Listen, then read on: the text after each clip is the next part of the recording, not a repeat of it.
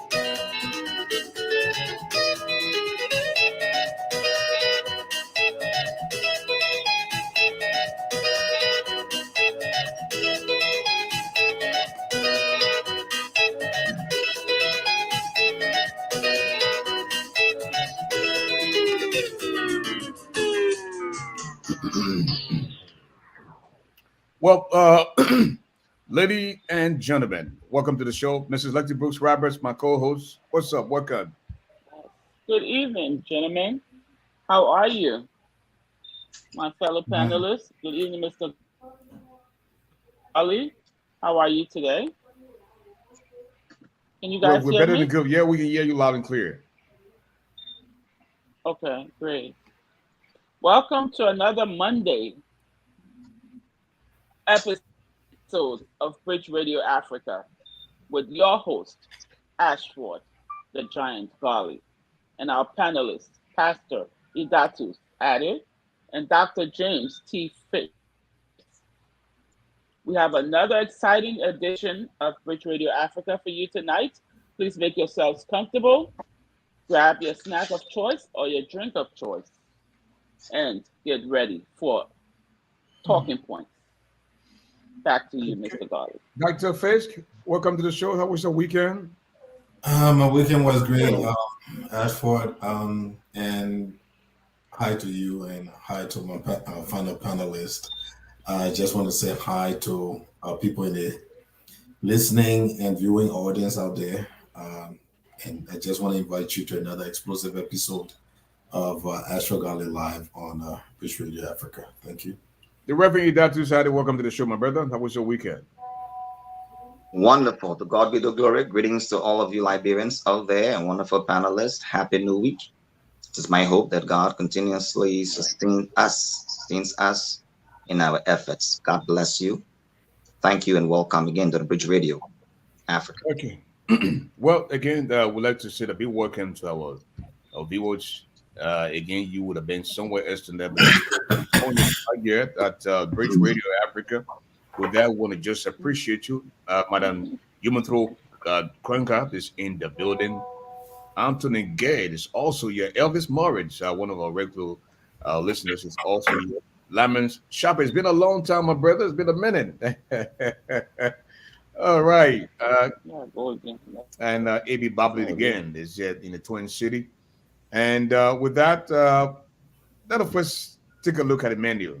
You have to be 18 in order to be here. And of course, you have to be 21 years old in order to drink alcohol. We have club beer and Guinness Star tonight. We also have Fanta and grape Fanta on the menu, fufu and soup, and we also have dry rice with fromage. But on the political menu, let us hear from the Reverend Idatu Zade.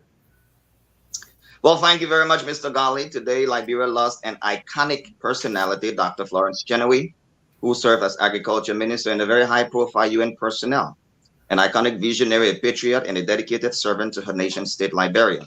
So we leave to mourn someone who has committed her life to the service of her country for all these years. Next on the menu is the fact that today is also war. Today is also the day of international drug trade. Um, the sound is disturbing. I don't know if Madam can stop it for a second as I run down the menu. Thank you. So we That's said, not from me. oh, okay, I'm sorry. So next on the list is the International Day Against Drug Abuse and Illicit Trafficking. And of course, the NPP saga still continues. 1,500 individuals today signed documentation that James Bani remains the chairman of the National Patriotic Party. And of course, the Liberian government endorsed gay rights in Zambia, Lusaka, and as well as Finance Minister Tue last week also spoke to the issue as a mouthpiece of the government concerning what the Liberian government intends to do for drug addiction and abuse in our country. Thank you.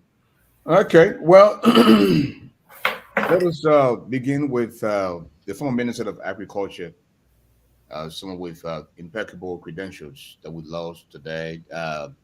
Stanley, if we would Yeah, so let me first of all begin by saying Dr. Chenoweth was a person of humility, God-fearing, a dedicated patriot, served as agriculture minister in 1977. In fact, the Ministry of Agriculture did a very excellent write-up on behalf of the government of Liberia concerning her credentials and how she served at the United Nations for the for the UNFAO, with whom I also serve as a consultant. I find her to be an interesting woman. She spent about 2 weeks with me last summer at my residence. She was a very loving woman, God-fearing, and someone who I learned a lot from. So Dr. Chenoweth will certainly be missed by not just Liberia, but me specifically and my family because of who she's been to us, our ministry, and a very great supporter and sponsor of the Agape International Ministry, taking disadvantaged girls off the streets, as well as supporting the orphanage in in Robertsville, White Plains. Thank you.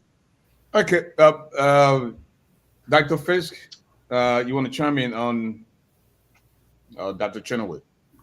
The only thing I can say is that my condolences to the family. We don't speak ill of the dead. That's not the culture of Liberia. So I would just ask the family to take solace in the fact that there's a time for everything under heaven and a season to every purpose. And we bless her life and we celebrate her. Thank you. Mrs. Roberts?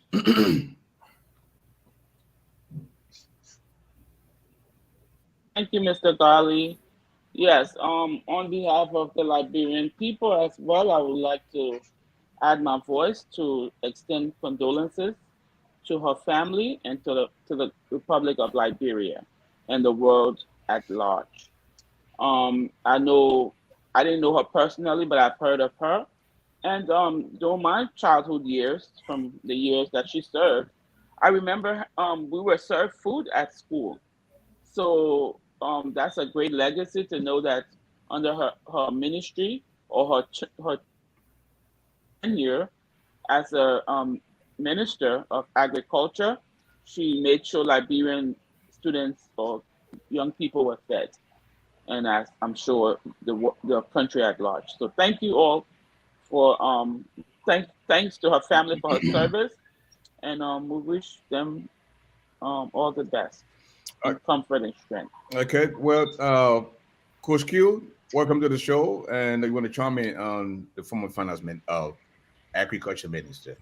Yeah, so whenever there's a death, it's a great loss, especially someone who was a leader in our country.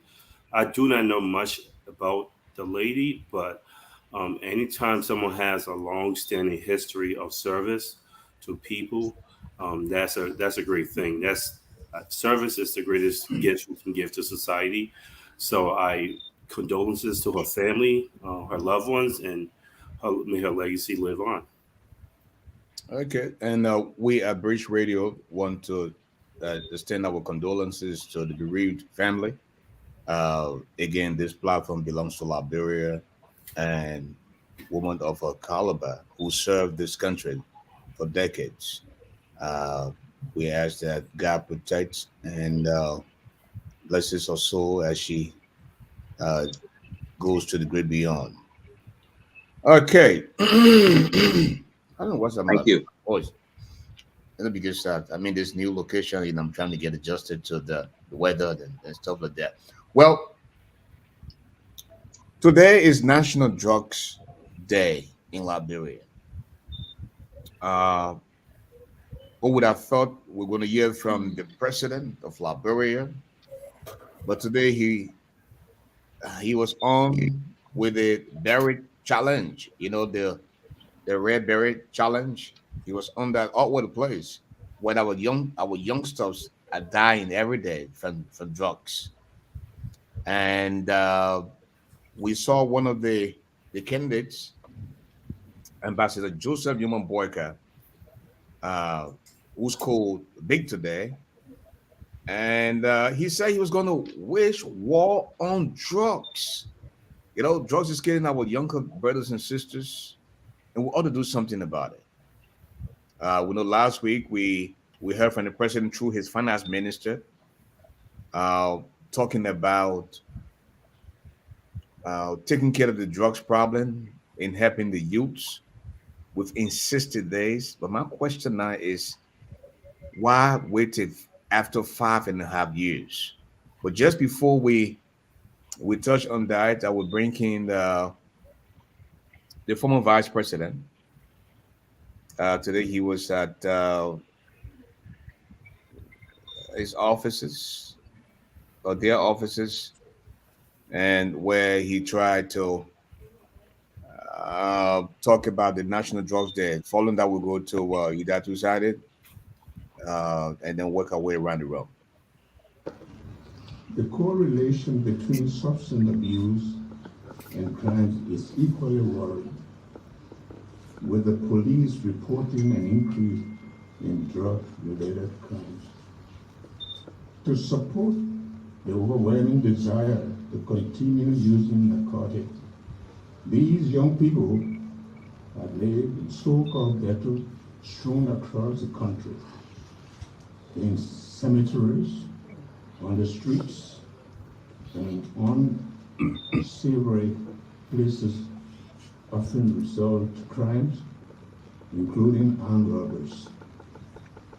These crimes and their infecting victims and those who commit them are heartbreaking because we know they are motivated by the drive for drugs. Coach Q, will you consider this a missed opportunity for the president and, of course, your political leader on the very Well, next day? well, absolutely not. Well, for let me take one at a time. I don't see as a missed opportunity for the president. I just see as more emphasizing his what his priorities are. I don't think that he's a leader. He shouldn't be a person leading the country. As a father, if your children were sick or someone were afflicting them, like drugs is afflicting our country, especially something that affects the future of the nation as a whole after you're long gone and you don't take that seriously, it tells us who you are. So To me, scoring political points here would have been a red herring, and that would have been problematic. I'm glad he did what he did, the president did, and do his red beret challenge, because that's what his priority are. Right, his priority is not about lifting the nation and making sure that our people have a future, in that we take pride in who we are as Liberians. That's not what George Weah has never been about. So if he had taken this opportunity to just use it as a photo up, or to take to take an advantage of World Drug Day, that would have been sad. And to speak of the vice president, I actually did watch the press conference. Um, I do not think the vice president scored big at all. I think he did George Weah should have done and didn't do, and I'm glad he didn't do, which was take advantage of something that's international. It's like celebrating your wife on her birthday.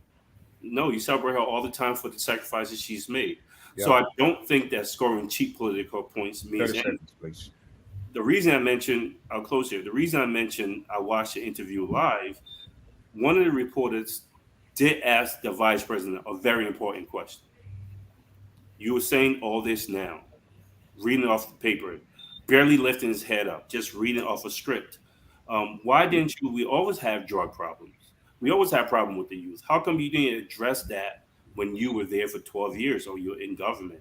And I thought that was a great question. And the former vice president response was, well, it was not as serious as now. Well, it was as serious. And a lot of problems our people face are serious. I think you're speaking now because of political capital. Thank And I you. think it's unfortunate. Thank you. And I think that response was very feeble because the drugs problem, I mean, we're there for quite some time now, even the entire 12 years. But let us bring in Idatu Sade to see how he responds. Mr. Ade?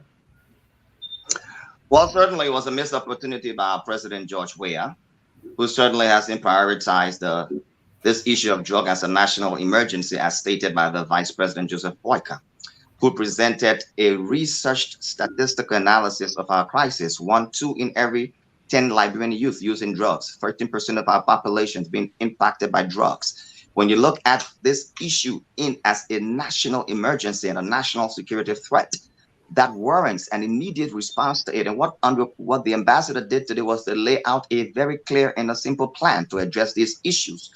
Number 1, he wants a national rehabilitation center. 2, that will be able to attract professionals to address this drug crisis that Liberia is definitely dealing with. He wants to establish a public health program that will be a national emergency for the awareness of our youth, especially targeting those in schools, those selling on the streets, those in our community, where he can bring together what you call the CSO or the NGOs, the civil society organizations, the non-governmental institutions, organizations, to be able to address this issue, deal with our laws, and be able to address our criminal justice system that will penalize suppliers and traffickers of drug. He is very much determined to make sure that this happens in order to redeem our nation from this plight that we are facing today. So that was what he said. And then I'll come back to the press question that was asking. Thank you, sir. Dr. James T. Fisk. Yeah, I have a completely different perspective on the whole thing. It was very hard to listen to Joseph Boakai, quite frankly, because he missed the issue completely. The question is, what is causing people to use substances? And the reason people use substances was mostly for self-medication purposes. And what's causing self-medication? People are depressed. Why are people depressed? Because they don't have job opportunities. But what did Mr. Boakai list as the correlation between substance use? What was the correlation? He talked about crime. No, crime is after the fact, okay, which was very appalling. Whenever there's a situation that's obtaining, okay, there's a causal relation, and then there are 2 ways people address it, causally or symptomatically. By trying to do a rehab center, you're addressing the problem symptomatically and not causally, which was another mistake on his part, okay? Then, of course, if you listen to him very carefully, it sounds something similar to what Ellen Johnson did, security sector reform, okay?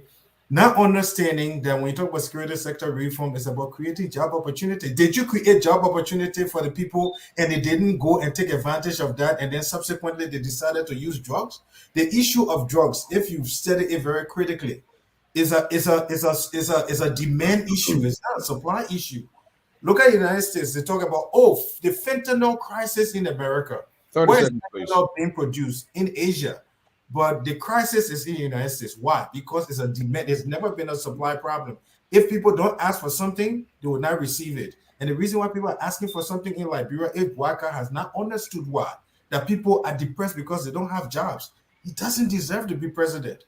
I'm not or George Weah supporter, whatever, but that was hard to listen to. Not understanding the problems that's affecting Liberia. That was sad. Thank you. Extremely sad.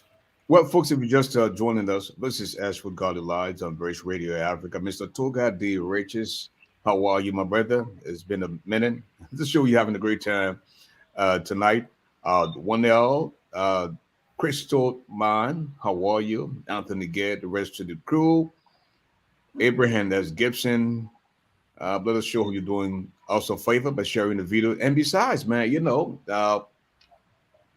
this platform is self-funded. We need your support. You can see the Cash App and Zelle.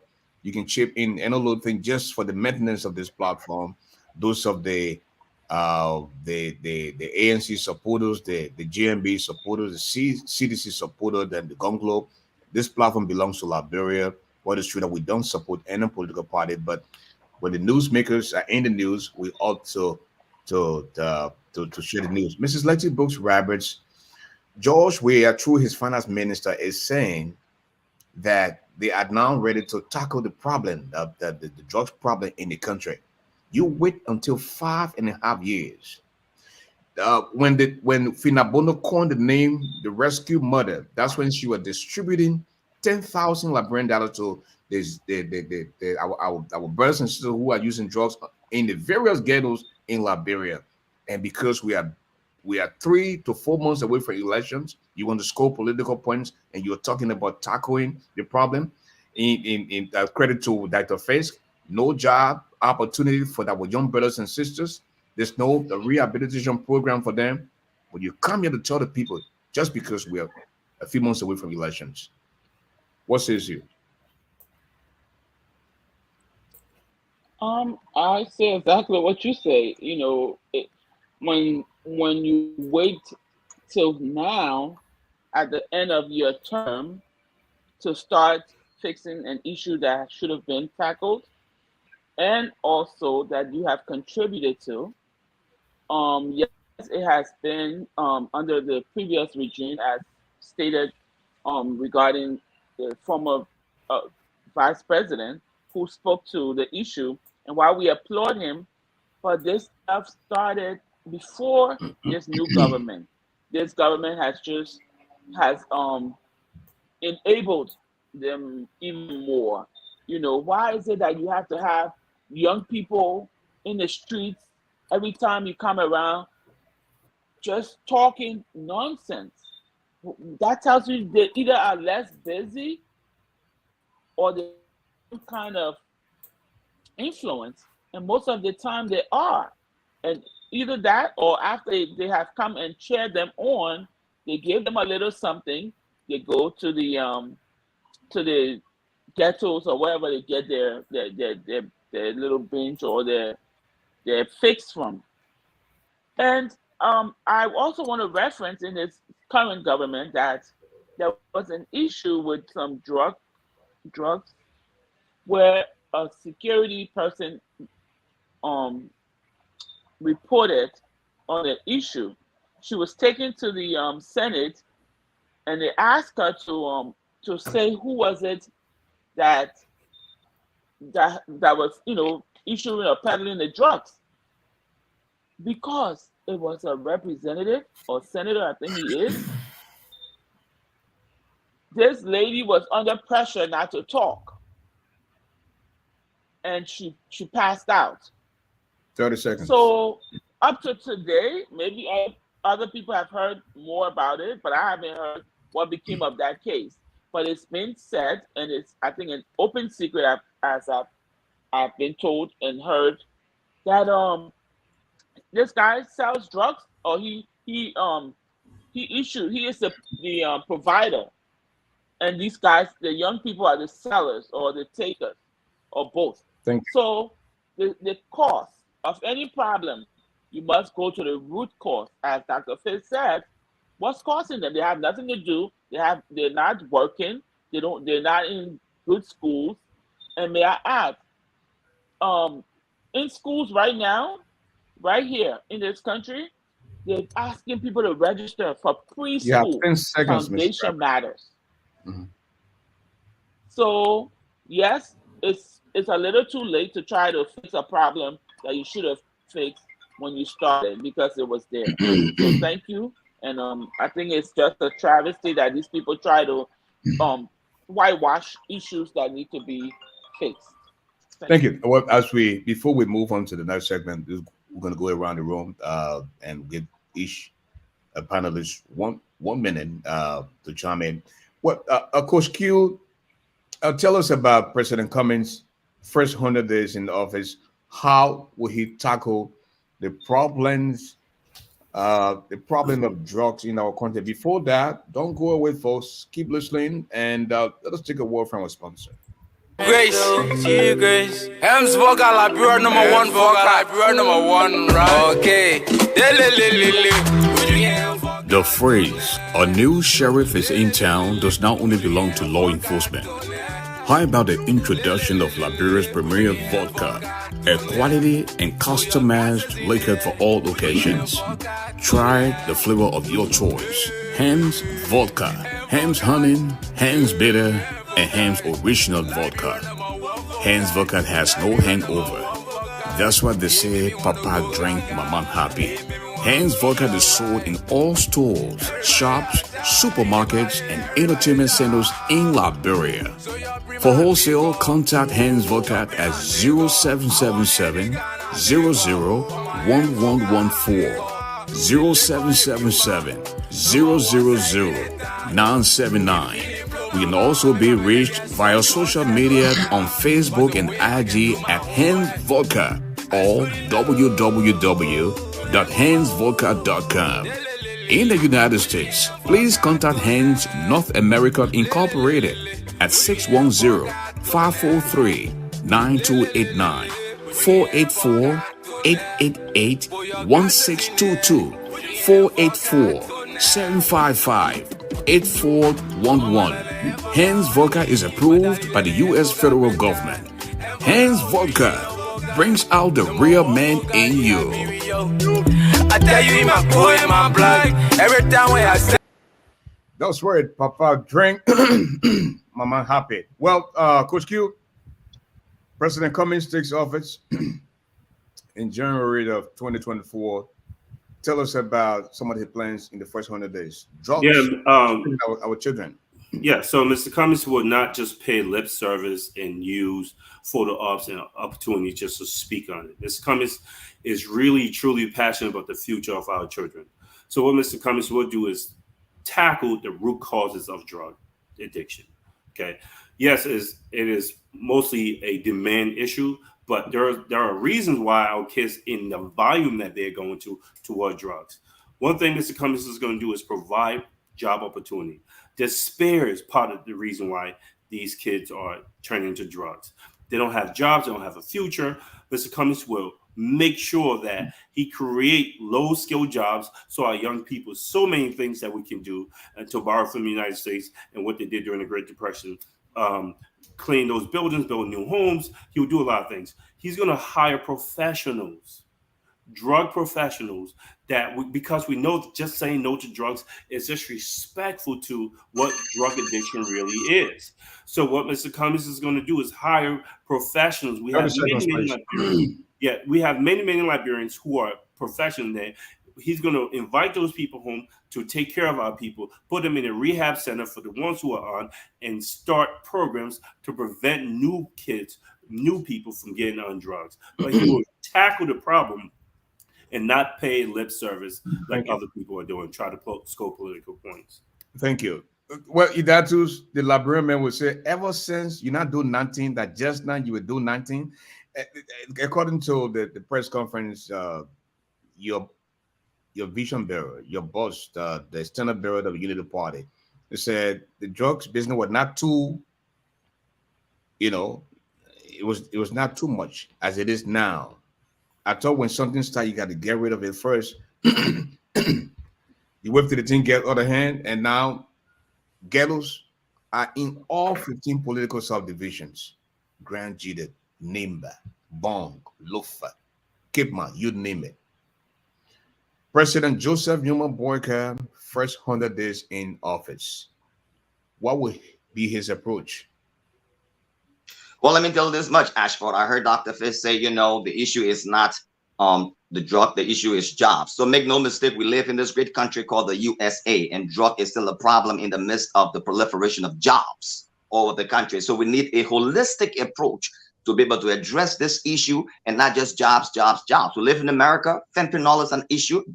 We are in a drug crisis from the importation and the protection of our borders. So what Ambassador Boyka intends to do is to focus on creating this awareness, a national rehabilitation center that will address the 866 ghettos that have been proliferated throughout the length and breadth of Liberia. So make no mistake, he has a robust effort to do that. And under his leadership for the last 12 years, don't forget that there was a robust support for the Liberian Drug Enforcement Agency, wherein, in fact, a police officer in 2013 was arrested at the border under the alien-led administration of which Mr. Joseph Boyka was a part of, to the tune of $4 million.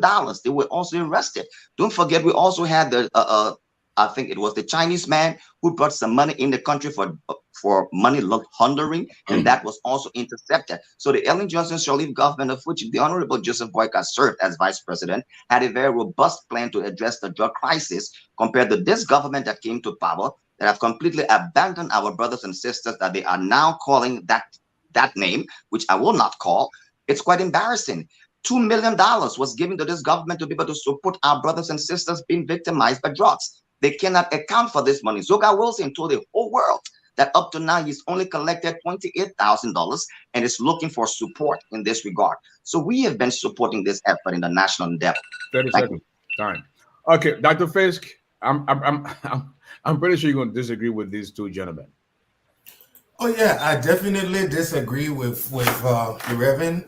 Respectfully, the thing is this: in America, if you talk to people who are using substances, a number of them will tell you some of the reasons why they're self-medicating is because they lost their jobs. They have the inability to perform well on the jobs because of a number of psychiatric issues, ADHD, and the rest of it. Okay, so it still boils down to the fact that people become depressed because they don't have means of taking care of their families. Now, if you don't understand that problem and you understand the problem within the context of crime, what are you saying? You are saying that the non-existent opportunities for the people are not being taken advantage of by the people. So in other words, you're indicting your own people. That's wrong. And that was one of the mistakes Ellen made when she came up with the security sector reform policy. What it did is that it blinded her from the reality that she needed to create job opportunities for Liberians. That is why people floated towards George Weah, because of that despondence. Unfortunately, Weah came with the same attitude that he didn't need to create jobs. 5 years after the fact, then he realizes that, there's a problem. People need jobs. There's national despondency. That's hypocrisy on the part of Weah. Okay, and then I still have 40 seconds. I'm actually timing this thing as well. Yeah, I'm timing it as well. Okay, so I decided to time it just because. Yeah, so I still have. Let me Bruce Roberts. So you're trying to take time away from the man as well. Okay, so I will just let it slide. But just know that I'm also timing it. I still have 20 seconds, 19. Thank you, Thank you, Mrs. Roberts. Please don't take time away from these folks. I beg you. We all love to talk. Go ahead. Well, what was the question? I'm sorry, I lost track. Regarding the drug issue, and you said why are they doing it now? I'm sorry. Really talking about the first 100 days in office for both Cummings and oh right, okay. Yeah, well, I am not a spokesperson. However, I've listened to the standard bearers, such as Mr. Cummings and Mr. Boakai. And I know you're going to be a little biased because you support Cummings. So go ahead with your response. Go ahead.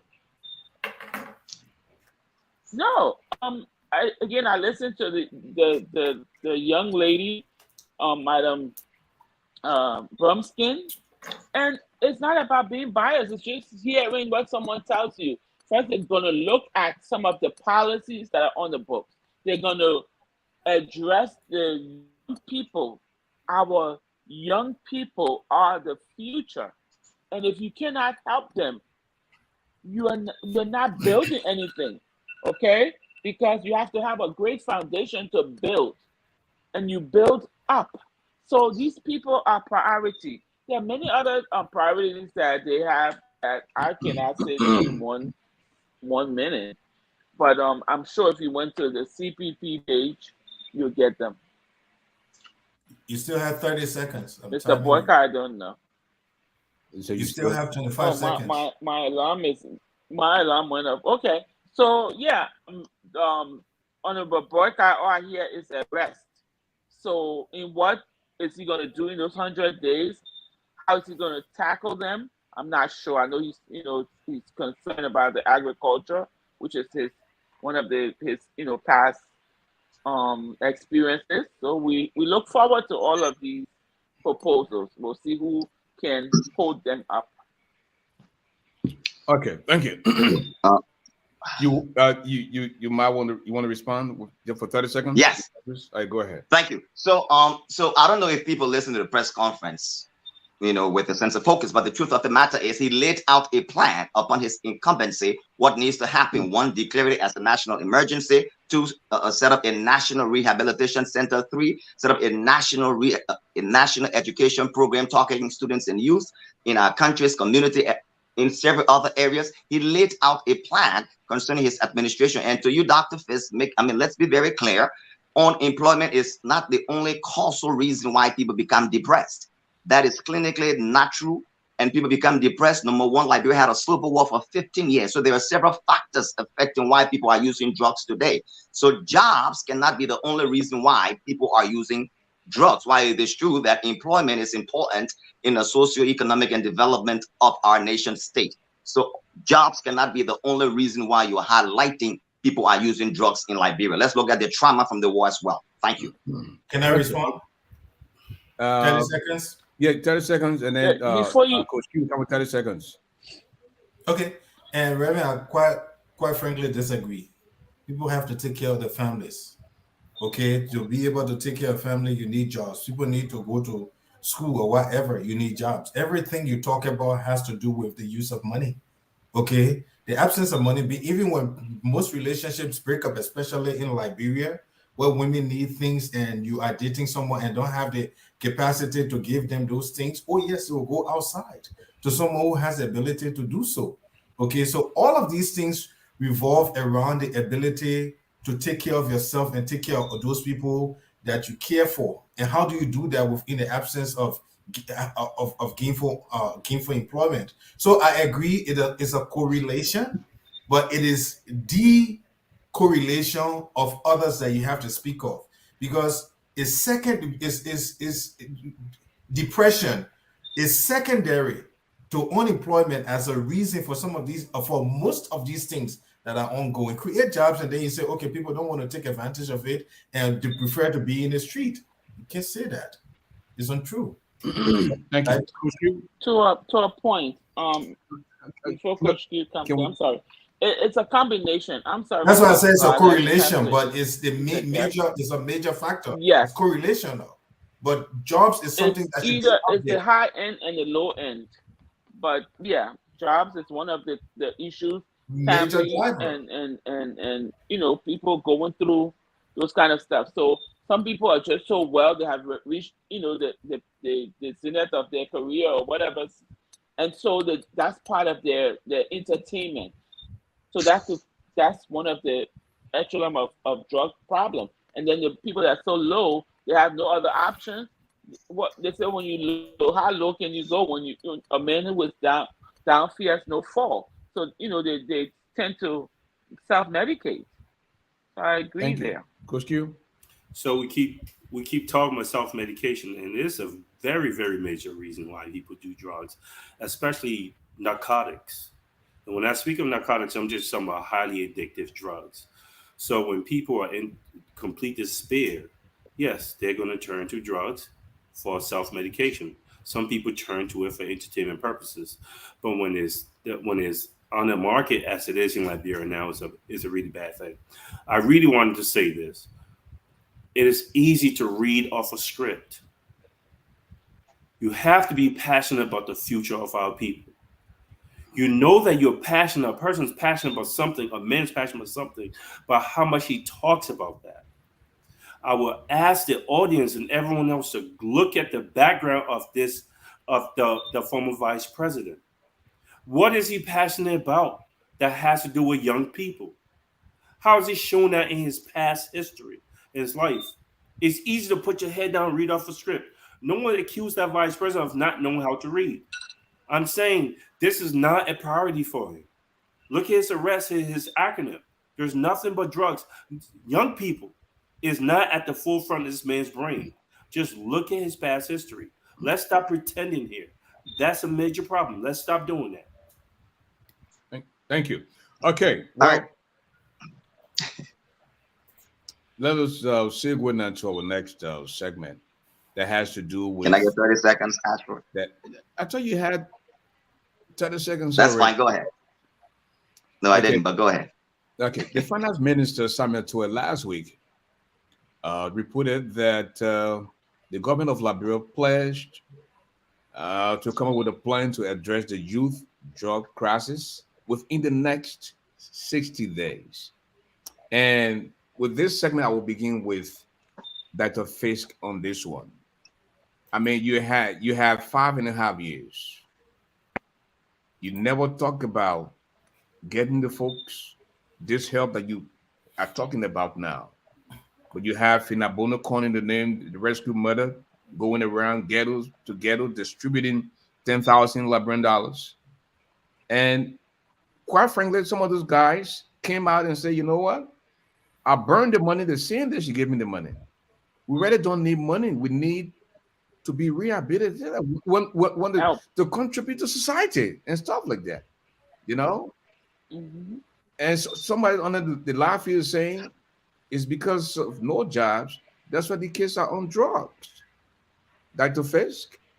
Yeah, there's a word. It's called patrimonialism. What it means, and that's what the government of the CDC tried to entrench in Liberia.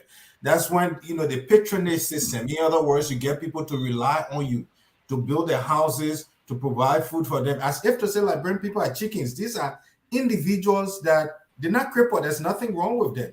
Okay, you are there outsourcing Liberian people money to India and China to import rice into the country. Meanwhile, you have 200 acres, you have 200, almost 200 inches of rainfall a year. You have fertile soil, all that kind of stuff. But he said, no, government is not supposed to be involved in trying to create job opportunities, but government is supposed to be involved in turning the country into a patronage system where you take the people's own money and then you use it as a weapon against them because you want to keep them in poverty.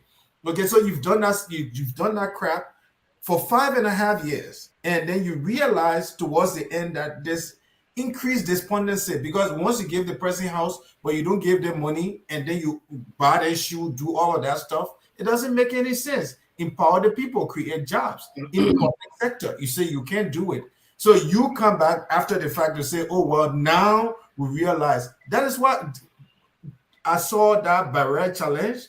I'm said the barrier is an indicator of the fact that this guy has not realized that he's no more an opposition leader. 5 years after the fact, this guy is yet to grapple with the fact that he's president of the country. How disgusting that can that be? It's a disservice to the rest of the country. You see, and people say, oh, let's give him another 6 more years. That way he will wake up from his sleep. I mean, seriously, we can do better than that. I mean, what Mr. Barker said was terrible, but at the end of the day, when people realize that there are consequences for bad leadership, they will do better. Well, Idatus, listen, President Cummings, Mr. President Cummings, Mr. Cummings talked about this Bill of Rights. You're right. This Bill of Rights, right? As long as you're willing to work hard and play by the rules, you will partake of this Bill of Rights. And one of the things that he stressed is getting the kids out of the ghetto taking them to be rehabilitated and getting them into technical institutions so that they can be able to get jobs and get out of the streets. So, Mr. Garley, Coach Q stated that we should look at Boyka Badi's language. He didn't see passion. Well, at least we saw a president in waiting speaking on the issue I didn't say that. as opposed to Mr. Cummings, who said nothing about the situation. And let's be very clear, Dr. Face, you know, I know you like to say jobs, jobs, jobs. Yes, job is necessary for Liberia, but job is not the panacea. These people have a mental health condition that needs to be treated by virtue of the recommendation that the Honorable Joseph Boyka made. A national rehabilitation center that will clinically address the issues. Someone who is on drugs, giving them jobs is not the panacea.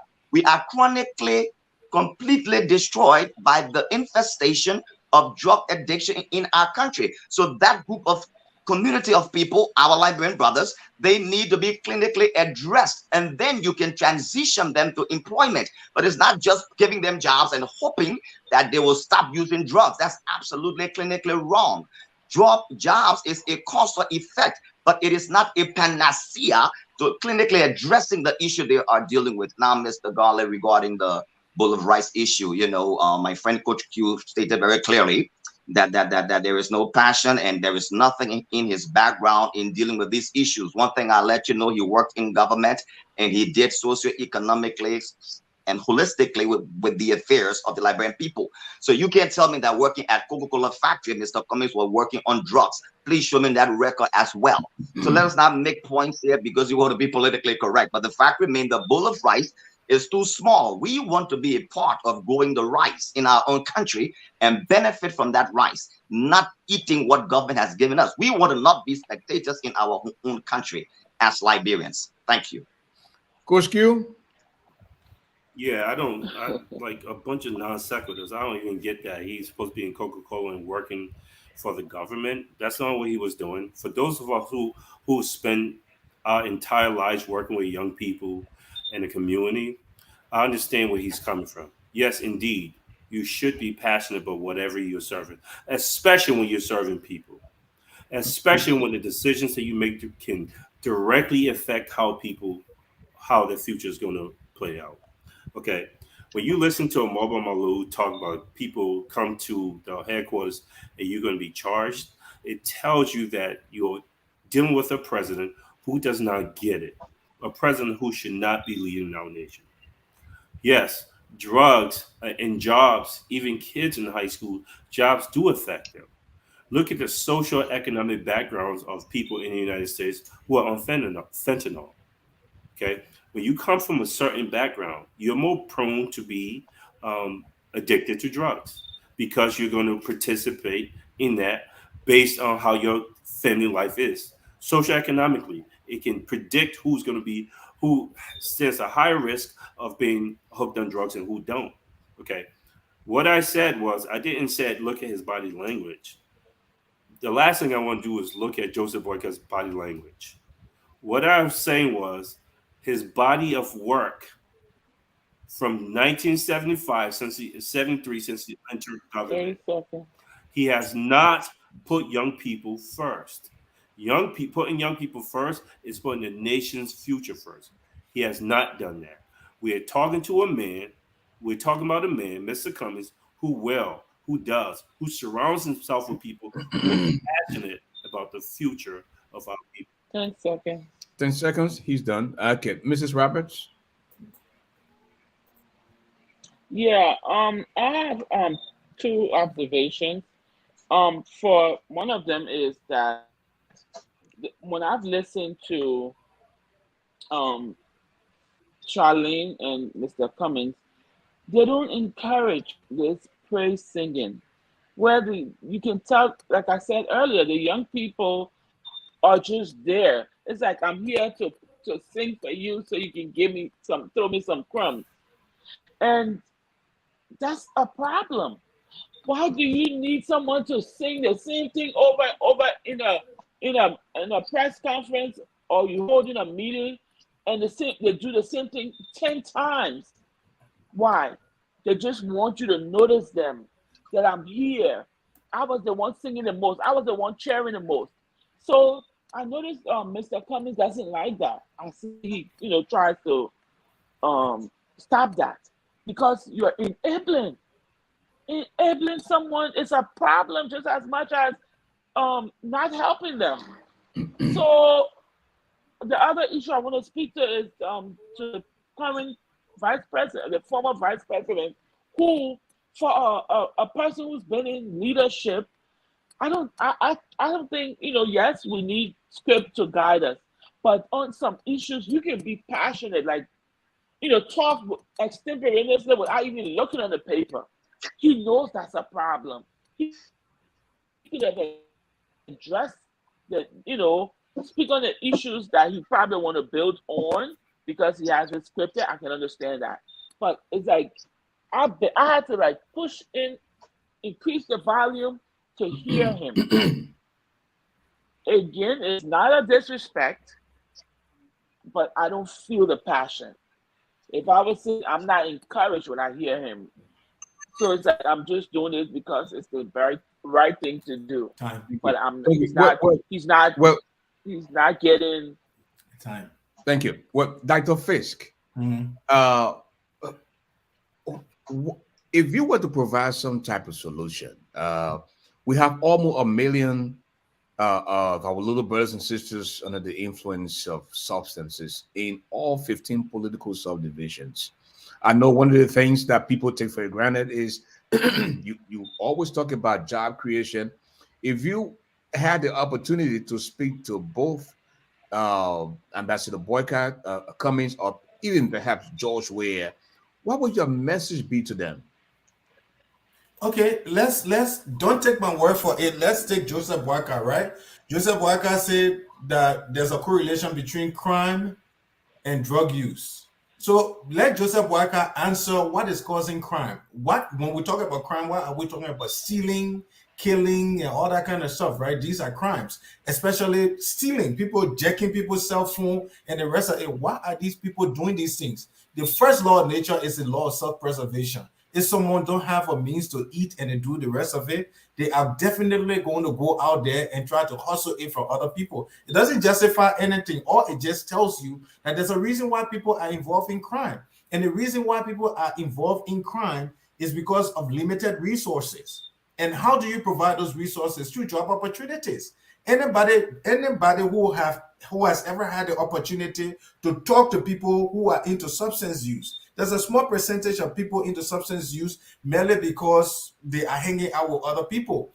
But most people use substances as a way of trying to self-medicate. And the reason why they're self-medicating is because of despondency. And what's causing the despondency? What's causing them to commit crime? It's because they don't have the means of survival. How do you acquire the means of survival if it's not through job opportunities? So long story short, create jobs for the people, give them means to take care of themselves and their families. If you have a girl who don't even have a menstruation pad, what do you think she's going to do? Don't you know that prostitution is part of the crime? Why people can be so blind to reality? Why would Joseph Boycott talk about the major correlation between for the use of substances is crime? Then you become blind, then you indict the rest of the nation. No, that's not true. Empower the people. When the people are empowered and then they see crime, then you say, okay, fine. We try to create opportunities and these people don't want it. Thank you. That's what's adding. Yeah. I think there is an outright misunderstanding of the clinical treatment of drug abuse or substance use disorder. You treat and then you empower. If you take Liberians who are chronically addicted and give them jobs, that's not the solution. They need treatment before jobs. Okay? The causal relationship, when it says socioeconomic, you're talking about number one, your peer pressure. Number two, yes, money plays a role. But currently we are chronically suffering. It is a national emergency. These people need to be rehabilitated first before empowerment. Go and look at the sequential treatment and empowerment of people who are mentally challenged. It's like someone who is having psychosis and you are sending them to go and work. We are not saying that jobs doesn't help. Job is an excellent effort to resolving the issue. but it's not ignoring the thing. And that is why Joseph Boyka made it very clear. He said, let's have a national rehabilitation program first. Let's bring treatment, and then we can empower them with jobs. Go give Zogos jobs and see whether or not they will stay on your jobs and do your work if they have cravings to go and use drugs. That is not clinically practical. Go look at the research behind it. Peer pressure, social pressure. Okay, yes, the socioeconomic factor is the problem. Liberia came out of a 15-year civil war. Are you counting trauma as to why people are self-medicating? This is clinically unsound to just say, give them jobs, give them jobs. In my treatment of people who have mental health and substance abuse disorder, we treat and empower them first. Thank you. Can I respond? With 20 seconds, then we'll Why be 30 seconds. Yeah, can I respond? Yes. I mean, it's a terrible fallacy, and it's a fallacy that can lead to death. So you have to be careful. I treat them clinically. I provide medication to them every single day, and I can tell you from purely clinical angle, okay, that you have people who, because if the conditions are addressed, the conditions that cause them to be depressed and go into substance use and the rest, when those conditions are addressed, sometimes you don't even have to give them medication. I can tell you that as a fact, as a clinical fact, as someone who's treat patients all the time. Okay, but I can also but I can also tell you too. Well, it's psychosocial intervention, which is also as a way job opportunities a word psychosocial intervention. But I'm telling you, going one step to give someone medication can be averted if those psychosocial conditions are resolved. So in other words, if someone is using substances only because of depression, and depression only because they don't have a means of survival, you can't come tell me that, oh, when you give the person medication, then it will be okay. That's a word. It's called recidivism. Thank you, Dr. Fisk. Well, to the Joseph Boyka supporters and the ANC or the CPP supporters, the cash app is on there, and Zelle is 267-2485-295. For the maintenance of this platform, we need your support. Dr. Q? Yep. Not yet, but I want to start off where the doctor left off. He used the term, I think it was swallow up in the end, recidivism. You're not going to sit here and muddy this water, Pastor Eddie. You're just not. No one says jobs is how you treat drug addiction. We're saying, how do you prevent recidivism? How do you prevent more people from being drugs? We are pointing to the fact that Joseph Boyka is paying lip service. He's reading off a script. He's being honest. He doesn't care. If he cared, he would have been passionate about creating opportunities for young people, creating jobs, better schools. He would have spoken about it, even if there was no program about it. People about him would have said that, about how he's passionate about the future of the country. I am talking about preventing recidivism and preventing more people from being on drugs. So when I say recidivism, that means people who will continue to use drugs over and over again, even the ones who cleans up. And how do you prevent other people from getting on drugs? We're not saying jobs is a treatment. We're saying, yes, we're going to start hire professionals like yourself. That's what Mr. Cummings is going to do. I'm going to reach out to you next year. Okay. Thank you for the vote of confidence. And a good doctor, and work with our young people that are on drugs right now so they can get cleaned up. And yes, we will provide them low-skilled jobs. That's what you do here. Mrs. Roberts. Okay. Yes. So to the recidivism, what the word? Recidivism. It's yes. So you will, you rehabilitate them, and then you help them re-enter society. They're not just gonna give them, take them to rehab or just give them jobs and leave them alone. So all of those things have to be done. Excellent. In stages. So I agree to that point with the Omen boycott. You can't just take them off the street, put them in a place to go work, and then they come back and do the same thing. So that's where recidivism comes in. You take them out, you do this, you do that. So, but again, we need to all know that we at least we all admit that we have a problem. So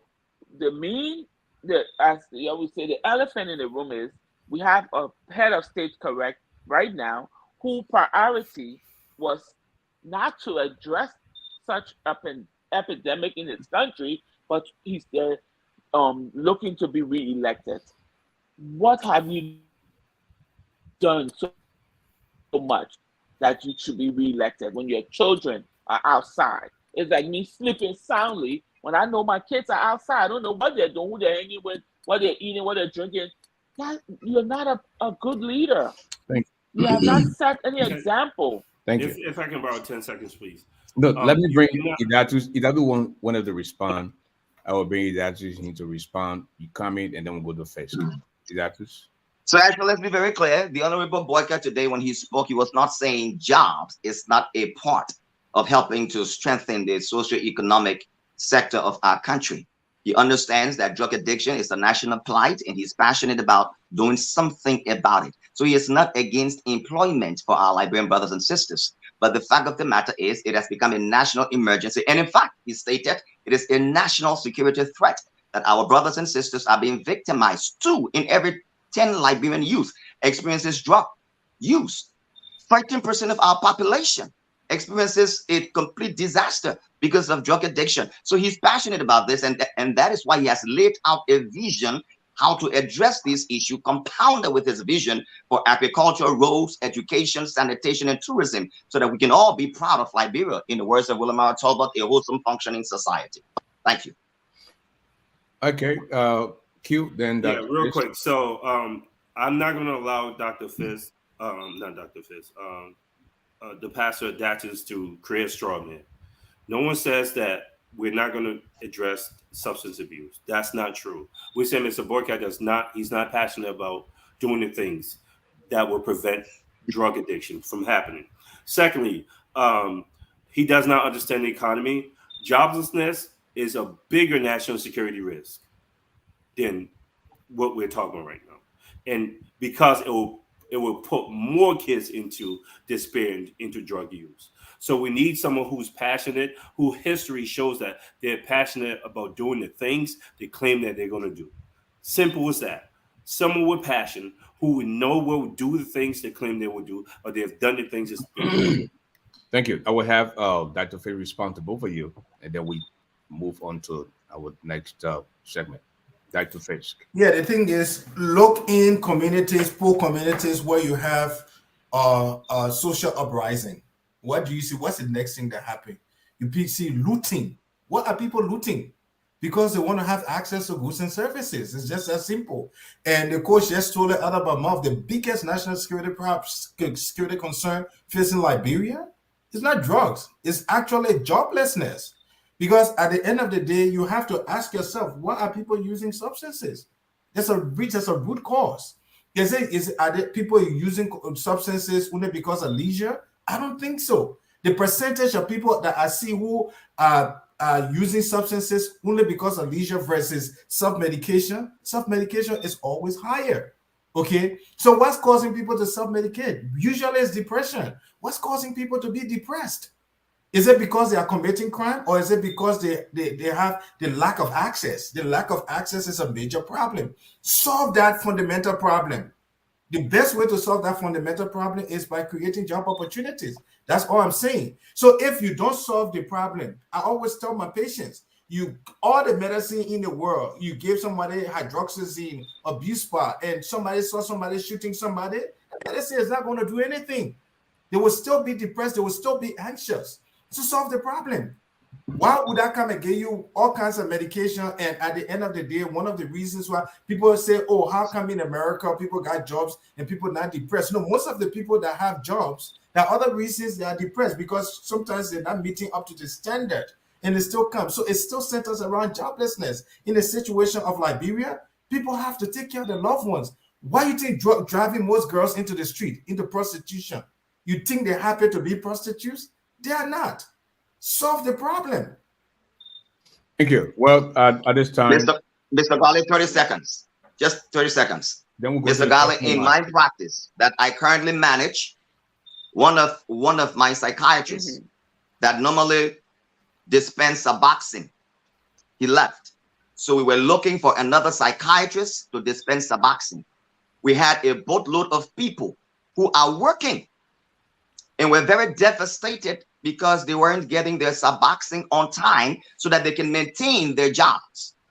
So I really want Dr. Fitz to understand that when the Honorable Joseph Boyka is saying rehabilitation and treatment, that is not in isolation to economic empowerment. The facts are very clear. For someone who is chronically addicted to drugs, if you push money in their hands, they go back to using drugs. You give them jobs, they cannot maintain the job without treatment. That is a clinically sound fact. Thank you, doctors. Thank you. Thank you so much. Well, folks, I think we should take a few calls. The number to call is 267-248-5295. 267-248-5295 is the number to call. And if you just joining us, this is British Radio Africa. And of course, the program is ASHFORD GARLEY Live. We come your way Mondays and Tuesdays on British Radio Africa. We're on YouTube. We're also on Facebook, we're on Instagram, and I believe we have a caller on the line. Hello, caller. How you doing, Mr. Garley? This is Elvis from Minnesota. Hey, my man. Welcome to the show. Go ahead. What's your point? Thank you. And hello to your panelists. I don't agree with Dr. Ade all the time, but I think on this issue, I agree with him. You know, there's a lot of people who are on drugs simply because, you know, some of them was molested, some of them fought the war, they saw people die in front of them. So it's not necessarily because of drugs, but also in a same breath, some of them are hopeless, and thereby, you know, it can be because of drugs. But a lot of people seeing a lot of crazy things in our country. Well, quickly with JMB, he spent 12 years there. He and Ellen Johnson said they didn't care about it. They didn't have any kind of campaign to fix those, you know, at the time we called them the ex-fighters who are on drugs mostly. They didn't do anything about it. And now he's trying to politicize it. Yes, of course, in his own country in America, there are a lot of people on drugs. It's not even just from poor neighborhoods. Some of these rich people, kids, they get on drugs because they're depressed for whatever reason. A lot of white people are on drugs, and some of them even working. They're functioning addicts. So I think I agree with Dr. Pastor Ade on this point, but Dr. Fitz also is very knowledgeable on the subject. But I think, you know, jobs, giving addicts jobs is not the case. You gotta first wean them off the drugs before giving them employment. So thank you for taking my call. Leave it there.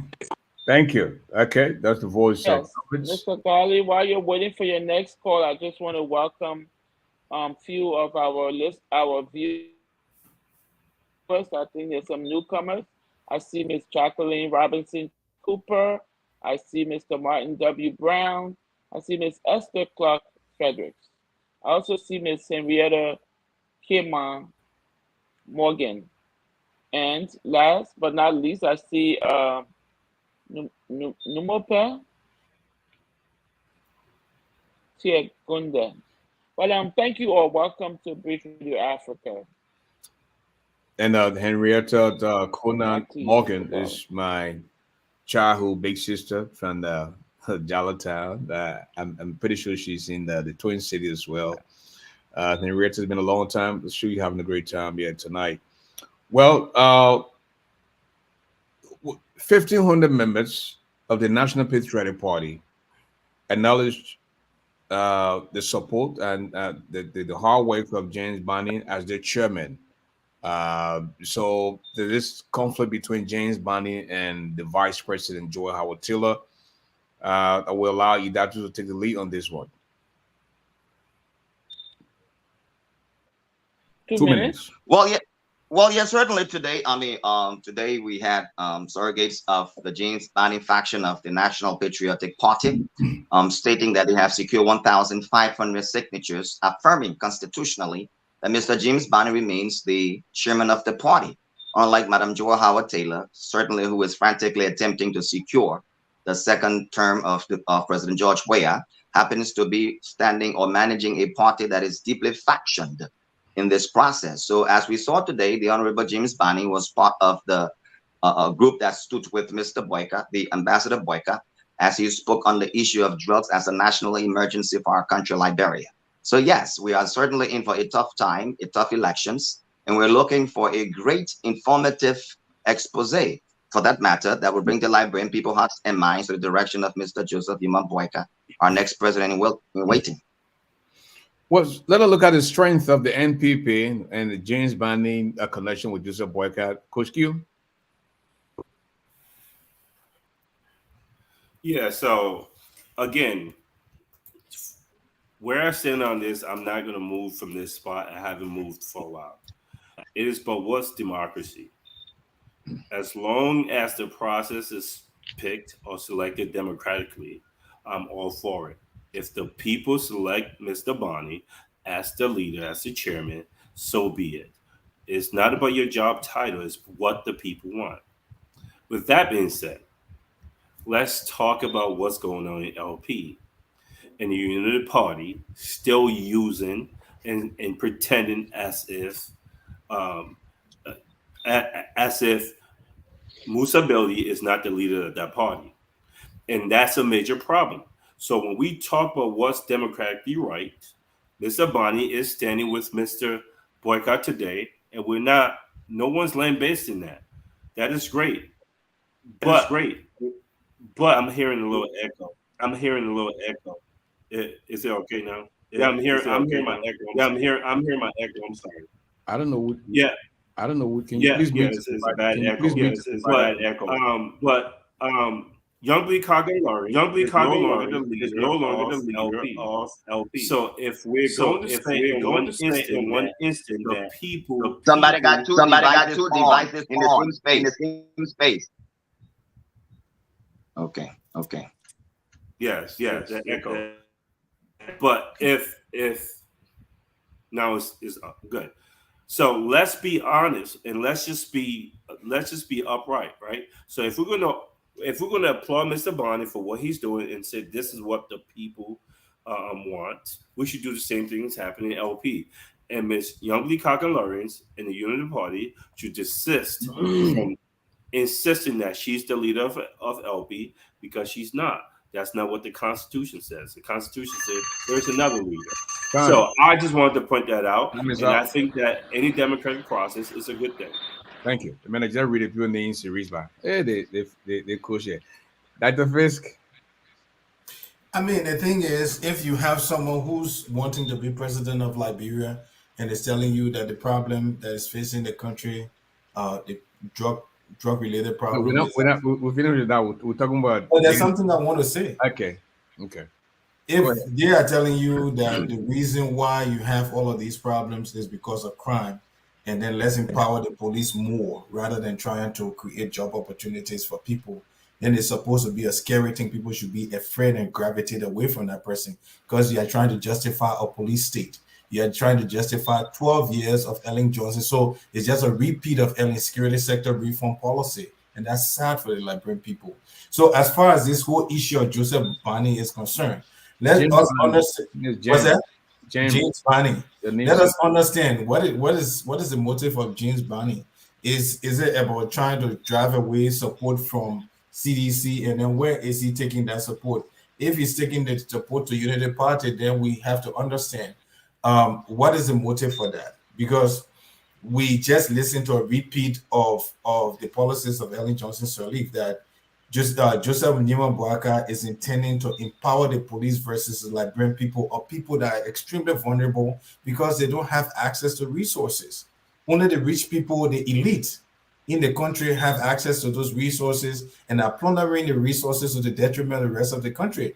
Instead of he talking about how to create job opportunities so that everybody will have access, he's talking about how to empower the police to go after criminals. How would you describe your own people as criminals without creating opportunities for them? It makes no sense. Okay, why wouldn't you try to empathize with the desperation people are going through after 12 years and no job opportunities? It makes no sense. And I think, it's a wake-up call for a lot of Liberians. It's unfortunate Mr. Cummings never said anything for us to critique him as well. Thank you. Mrs. Roberts. Yes. Mr. Bonney getting endorsement is good. I mean, like he said, democratic options. It's what we're all aiming for. So if he broke away from, or they want him to be the leader rather than Drew Howard Taylor, I support that. I don't think she's a great leader. She's an opportunist as well. They're all in it for what they can get. She's been a VP. We don't hear her talk on issues. She's selective, and I don't want a leader who's I want a leader who, even if you don't talk a lot, but you have action, you take action. And so I would want him to go wherever, or let the people choose who they feel is the best leader Thank for you. them. So we applaud democracy at all times. Thank you. I don't know if we have time for this, but we're just going to introduce it, and because we have 15 minutes. The But Liberian government endorsed gay rights, okay? Reservation, like other African countries. Now, Mr. Cummings made a statement that people misinterpreted, but here we are now with the president and the government of Liberia endorsing gay rights in our country. What does that mean for Liberia? I will begin with the Reverend Idatus added. thank you. So, Ashford, so let's be very clear. The speech that the Honorable Joseph Boyka made today, he never talked about arresting the victims. He said the suppliers and the drug dealers. So let's get that out of the air. Number two, James Barney did not endorse Joseph, has not endorsed Joseph Boyka yet. He's standing with him on the International Day of Drugs and Illicit Trafficking. That's what he's done, along with Magdala Cooper. So that was not an endorsement, but there are still good Liberians among us who are patriotic. On the issue of gay rights, the U.S. government is promoting this policy where people who are of similar orientation outside of the LGBTQ should be allowed or should be able to embrace these people on the fundamental human rights that has everything to do with discrimination and violence against them.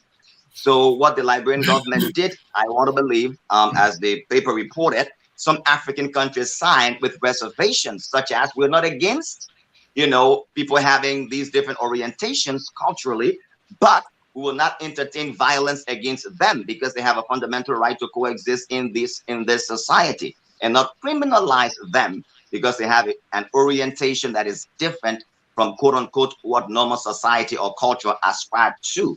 Having said that, the argument that the Liberian government signed without reservation, that remains to be brought to the Senate to see whether or not we want to pass that into law to make it a legal practice between a man and a man, or a woman and a woman, or in fact to encourage they'll encourage the experience of the LGBT community in Liberia. That remains to be seen.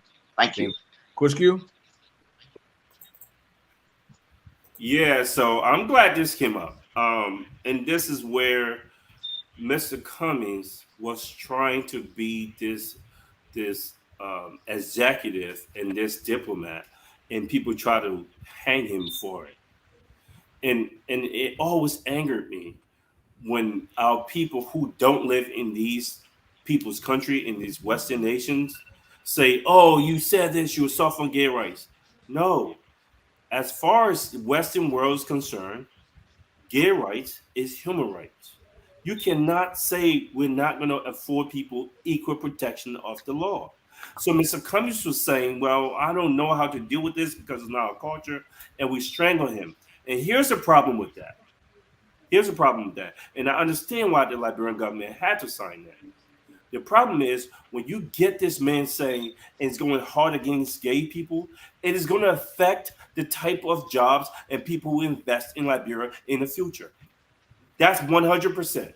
If a company was to want to come and work, a Western country wants to come and open a factory in Liberia, because you have got this man speaking so hard about gay rights.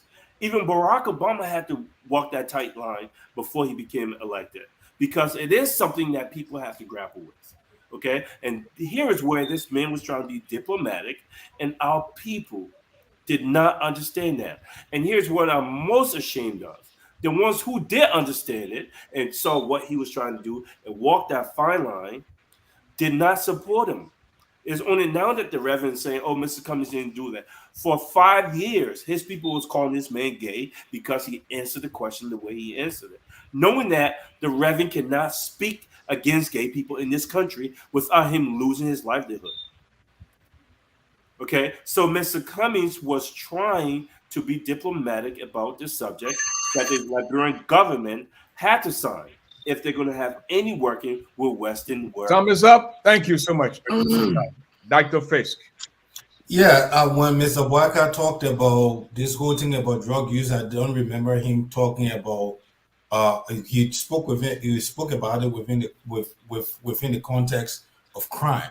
I didn't hear him speak about it within the context of creating opportunities for people.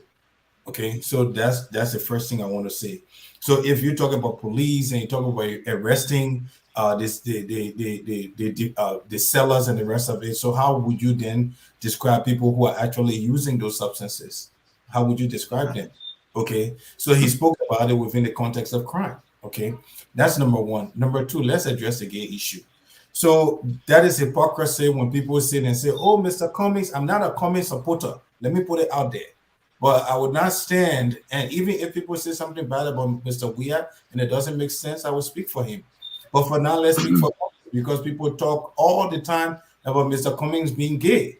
And one of the reasons they attributed that to Cummings is because they thought that Cummings was going to support a policy that will compromise the cultural fabric of Liberia. Okay, now we have seen from the documents that it is actually the government of Liberia under George Weah who signed a document that provide equal protection for gays. Liberia is not Uganda, where they have come up with a law to execute or maybe jail people who are homosexuals. Liberia has always been a tolerant society. Okay, so if I don't have problems with the CDC signing that document. What I do have problem with is the hypocrisy of their signing it and then telling the supporters that, oh, there's nothing like that exists, and in fact, it's going to be introduced by Mr. Cummings. That's a law of hypocrisy, but then it also shows you that Cummings doesn't have a good working political team, because they should be able to push back hard against stuff like that. Thank you. That's what I would say for now. Thank you. This is Roberts. Yes. I just want to reference Mr. Patrick Lumumba, one of a prominent African speaker, who talks about what happens when the West gives you these alternatives. What's in it for them? Do this, and we'll give you that. So it sways. It's influential because of what's in it for them. However, I do agree that gay rights are human rights. They have the right to be what they want to be without people, beating them up or doing whatever they do on our continent. While we may not approve it, but they still have a right. So, and to the issue with where, when the Liberian people, the political people, accuse Mr. Cummings, that's one of the issues. And I said that before. When he spoke on it, he was speaking based on where he is, his line of business. You do not go around condemning people because of who they are. It's almost like a white man telling you, well, I don't personally like Black people, but 20 seconds. I have to work with them. That's insulting. So he was speaking that in a corporate capacity, he may struggle with it from his lineage, but that's what is acceptable, and they have a right, and we all agree on that. Right. Well, so let's hear what the CDC. Thank you. does. Well, ladies and gentlemen, I'd like to say a big thanks. We did extremely well with time management tonight, and it's now time for closing statements. And I want to begin with Coach Q. Let's see whether he can put this to rest within 1 minute. Yeah, and I don't appreciate going first all the time, by the way. Couple of things. I'll go. Absolutism does not work. Okay, you can't say, well, this is how we're going to, it's always going to be this, always going to be that. And I don't think that that's how you handle any problem is with absolutism. Okay, so it's not either just jobs or just rehabilitation. Okay, being punitive with drugs because you control the weapons is not how you handle it. So when Mr. Boycott talks about how he's going to put people in jail, that's not what Liberian people need. They need jobs. They need compassion. They need a leader. They need a father figure to lead them, someone who cares about the Liberian people, who have demonstrated that. Okay, Mr. Boycott has always been part of the elite, always since 1973. So he's not going to speak passionately about anything that has to do with the downtrodden. Go back, show me a newspaper article where he stood on the line for anyone who was not part of that elite class. He's never done that. So he's 5 not. seconds. There's no way a minute and a half is already gone. Not a minute and a half. I said 1 minute. Okay. And I'm going to close here. The time is up, bro. But I'll give 20 seconds. Go ahead. I'll give 20 seconds. Here's the thing. Yeah. This man has made more money than 99.9% of all Liberians who's ever lived in that country. After making more money than almost everyone in Liberia, he's retiring as a poor man. That is not a person we want leading our country. Thank you. Thank you. Okay. Pastor Addy. All right. So, my fellow Liberians, here we are, a candidate who did not show up on the International Drug Day to encourage and highlight the plight of Liberians. But here we are, Coach Q is telling us that Joseph Boyka, who showed up to tell Liberians, I'm thinking about you. I have a plan to remedy the crisis. He's been blamed for body language and passion. He's been live on tonight that he promises to arrest the victims and not the suppliers and the dealers of these drugs. All lie. He has a plan to help our brothers and sisters who have been drug addicted. Here we are. Dr. Fisk is sharing with the whole world that give them jobs is the cure. What we are saying is, yes, job is necessary, but you got to treat, you got to rehabilitate, and then empower. And Joseph Boyka is the only one so far today that presented a vision that will secure or salvage our nation state, Liberia. For our young brothers and sisters to have the same joy and future as we have today in America. God bless you. Vote JNB. Thank you. Dr. Fisk? Yeah, the biggest loser in all of these things today is George Weah. Okay. He had, there's this rumor that George Weah, his family from Jamaica, have been importing drugs and the rest of it. Now he had the opportunity to speak to the issue and remain very solid. Is that the kind of 6 years Liberian people want? That is the issue we need to ask ourselves. If you don't have a president and you just had him release people who were implicated in millions, I know $140 million drug, and this guy has remained silent on this issue. Okay, that's not good for the country. Similarly with Mr. Cummings, you can't say you want to be a political leader and then you don't want to take risk when speaking to the issue. Speak to the issue so that you can be criticized. Mr. Boyka didn't do a good work with how he analyzed the issue, but at least he said something. So on that point, I think I can side with the Reverend. Thank you. Be bold. Otherwise, you're not ready for the presidency. Thank you. Mrs. Roberts. Yes. Thank you to our listeners. Thank you to my fellow panelists. Thank you, Mr. Garley, for giving us the opportunity to share this stage with you. But in closing, I also want to say that during Ellen's time, it was across the street to Susanna, where people couldn't get jobs without being given this proposal. You sleep with me, because I know that for a fact, because I had nephews. I'm like, why you're not working? Or until we'll go for work, the people making these proposals. Now we got a new government who say, okay, we'll give you some opportunities, but we'll keep you incoherent. So drugs have prevailed.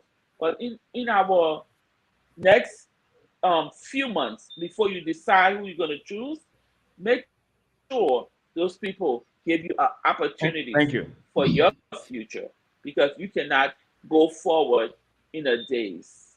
Choose wisely. Thank you, Mr. Garley. Thank you to all.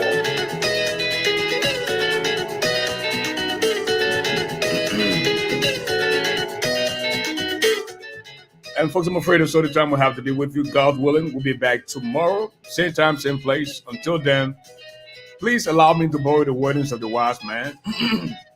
Tough times don't last, tough people do. The heart of a man is never known until he rises, because there's no second chance to make that first impression. Don't see okra and swallow bone, because you can't hide your naked death from beating bucket. When God bless you, don't see that medicine. Jawi pine, Jesus finding con. Jurassic by you get, he doesn't eat iron, but he's definitely stronger than the lion. Some call him the mastermind, the doctor of love, the medicine of the microphone. The microphone Tate Pekin. Africa's media do extraordinaire. I'm ASHFORD GARLEY. Have a good night.